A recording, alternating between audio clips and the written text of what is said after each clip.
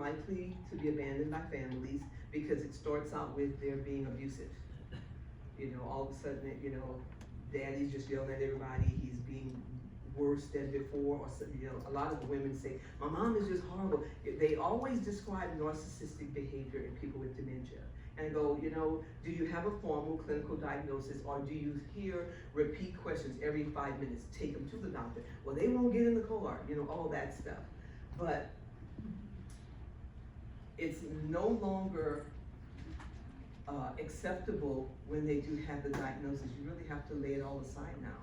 With my sister, I sent a 3 a.m. text to everyone in the family, my siblings and cousins. I sent the page that said dementia, acute subdural hematoma, and I said, so she's forgiven. No matter what was going on, she's no longer going to remember it, and she does not remember it. But she's a beautiful, pleasant personality now with her meds, because the dementia is gone, because it can be, you know, be taken away with the bird drilling if it's a brain bleed sometimes, but she has no memory of all that she did. And I mean, who's going to keep, why would you abuse somebody with dementia? Why are you going to abuse them, telling them over and over and over again what they did? So when you're with your families, counseling for the families is critical. It's really critical, more than anything. You're not there for the person with dementia because they're on the way out. Life is good. You're there to help that person that's still there to let go, because the grip is tight sometimes. You want to just walk away and go, I do. I always go, well, call me when you're ready, because I'm not coming over here and visiting you holding your hand. People with dementia are twice as likely to be admitted to mental health facilities, and it's not right. They have dementia. Arrowhead Regional Medical Center, that's a dumping ground. Riverside Community Hospital, but not Kaiser Hospital. Kaiser ain't letting y'all dump over there. Kaiser Hospital don't play. Okay. A lot of repeat emergency visits. So one of the reasons I'm here, if any of you are subbing or doing other contract work anywhere, my whole purpose, my mission in life, my ministry is to put your ears to hearing something else. You need to know how, and there are other ways to discharge them safely and not over and over again. This waiver program is like a bomb.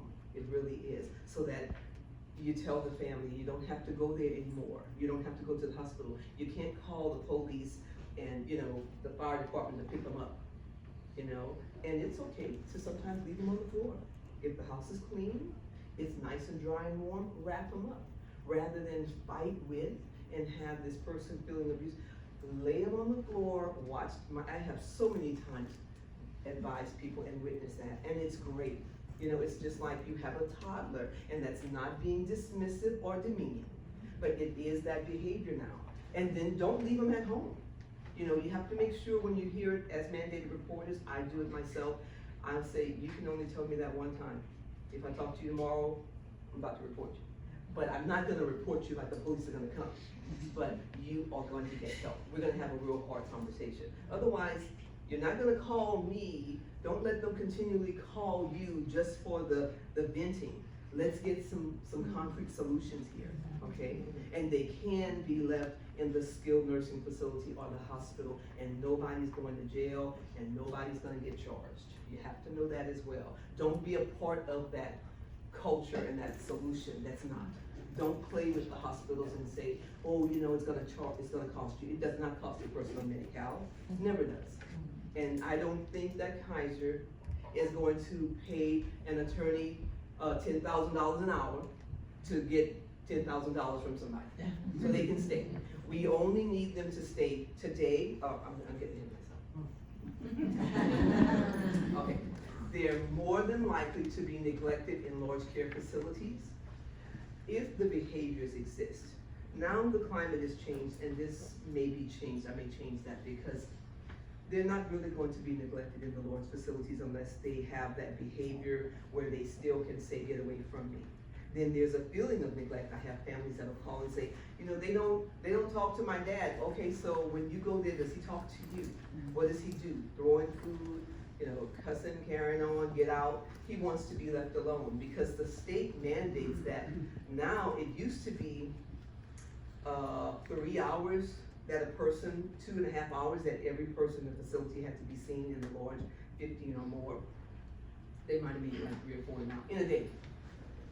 Everybody has to have FaceTime at least 4 hours.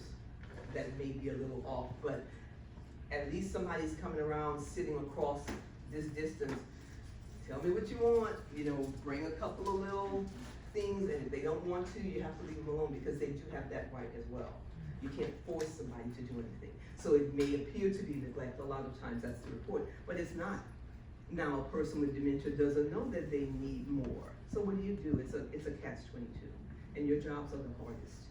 I applaud you. Okay.